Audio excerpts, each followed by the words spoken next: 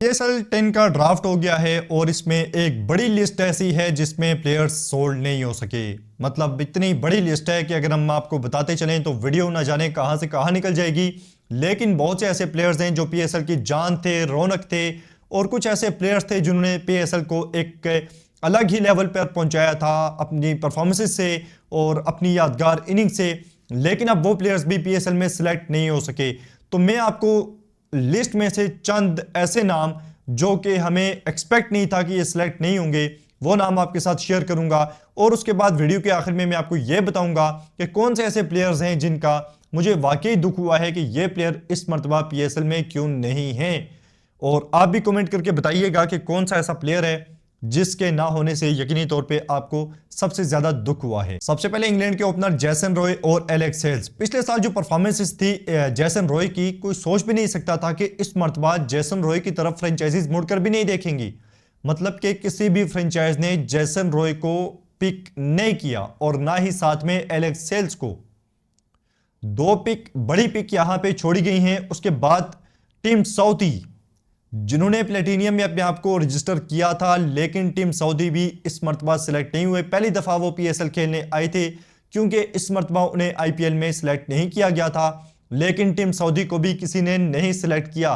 उसके बाद Jimmy Neesham, उसके बाद तबरेज शमसी, रेजा हेंड्रिक्स, मतलब एक जबरदस्त हैंडी बैट्समैन रेजा हेंड्रिक्स, और उन्हें भी किसी ने पिक नहीं किया।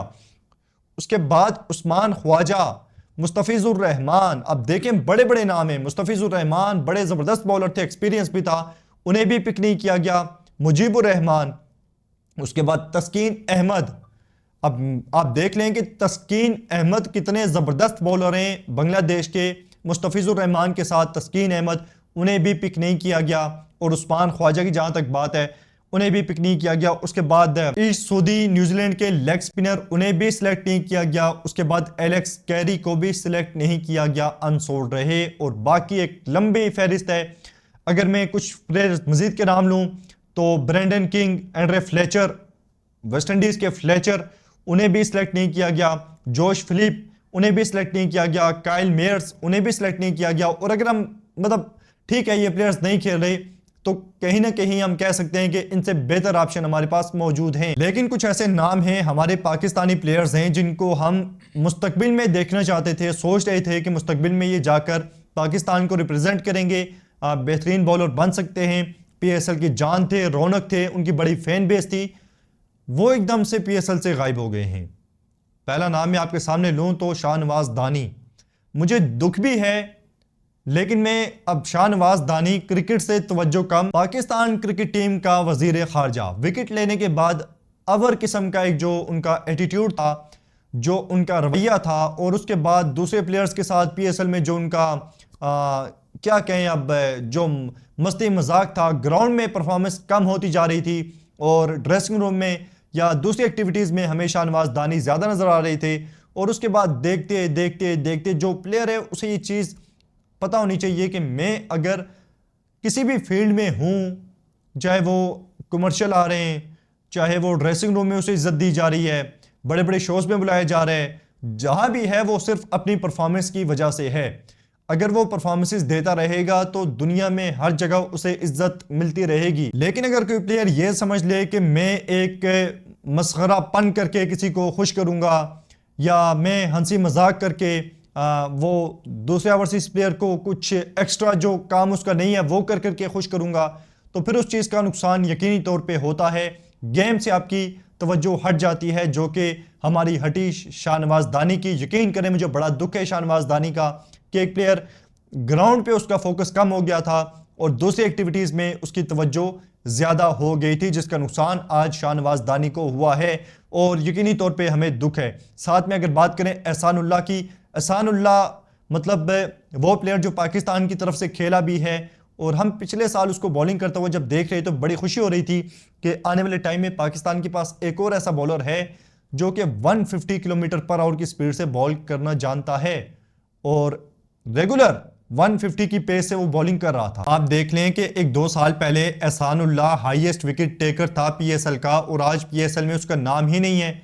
उसकी इंजरी हुई, ठीक है, ये चीज़ें लगी रहती हैं बॉलर्स के साथ, लेकिन उसने तवज्जो दी, ना PCB ने तवज्जो दी और एहसानुल्लाह टिकटॉक बनाता रहा, इंडियन सॉन्ग्स लगे हुए, और कभी एक मतलब जगह पे पुठा सुठा पड़ा हुआ और क्या पड़ा हुआ। मतलब क्या बोले बंदा उसे भाई, उसे ये समझ नहीं आ रही थी वो प्रोफेशनल क्रिकेटर है। कभी टेनिस बॉल का कहां पहुंच जाता था, कुछ उसे पता नहीं था। कभी बैटिंग टिप्स दे रहा होता था। मतलब आप एहसानुल्लाह को देख लें कि जगह जगह पे पहुंचा होता और बैटिंग की टिप्स दे रहे। खुद है बॉलर। और कुछ दिन पहले की बात है, पेशावर ज़ल्मी का ट्रायल था और वहां पे उसकी किसी के साथ झड़प हो गई। तो एहसानुल्लाह और शाहनवाज दानी दोनों का एक ही मसला था, ग्राउंड में तवज्जो कम थी और बाकी एक्टिविटीज में जो अल्लाह ताला ने उन्हें इज्जत दी, जो पैसा मिला, शोहरत मिला, वो उसे संभाल नहीं सके। साथ में पीसीबी का भी यहाँ पे कसूर है कि जो केयर उसकी बनती थी उसे देखें। एक बंदा नासमझ था, एहसानुल्लाह एक नासमझ बंदा था, बहुत बैकवर्ड मतलब इलाके से आया समझ लें, और बहुत जल्दी उसे शोहरत मिली। तो उसे गाइड करना चाहिए था, लेकिन वहां पे उसे किसी ने गाइड नहीं किया और एहसानुल्लाह अब समझ लें कि ज़ाया हो गया। उसके बाद बात करें मोहम्मद साहबजादा फरहान की। कुछ दिन पहले पाकिस्तान की तरफ से टी20 टीम में खेल रहा था और आज पीएसएल में ही नहीं है। अब उसके अलावा यहाँ पे देखें तो ना पिक हुए हैं उमर अकमल, ना पिक हुए हैं शर्जील खान, और ना पिक हुए हैं सरफराज अहमद, हमारे सैफी भाई। और सैफी भाई के बारे में हमने पहले वीडियो में बात की है कि अगर आपने शोएब मलिक को ही पिक करना था तो आप सैफी भाई के साथ ही चले जाते, क्योंकि ना जगह बनती है अब सरफराज खान की और सरफराज अहमद की, और ना बनती है शोएब मलिक की। मैं ये नहीं कि कल शोएब मलिक परफॉर्मेंस दे के बैठ जाएगा तो आप बोलेंगे कि भाई ये परफॉर्मेंस देखो ये दो।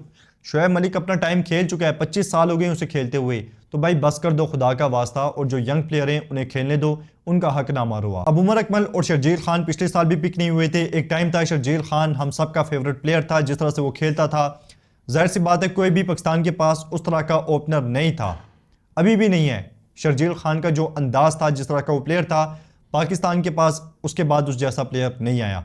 और साथ में उमर अकमल का भी वही मसले मसाइल जो आज शाहनवाज दानी के हैं, एक वक्त में उमर अकमल के साथ यही चीज़ें थी। अब एक और प्लेयर था पेशावर ज़ल्मी का, अरशद इकबाल, बड़ा ज़बरदस्त बॉलर था, लेकिन इंजरी की वजह से उसके कुछ मसले मसाइल चल रहे हैं और वो भी मंजर आम से गायब है। काफ़ी अरसा हो गया है, मतलब चैंपियन कप दूसरे तीसरे जो इवेंट हो रहे हैं वहाँ भी नज़र नहीं आ रहा।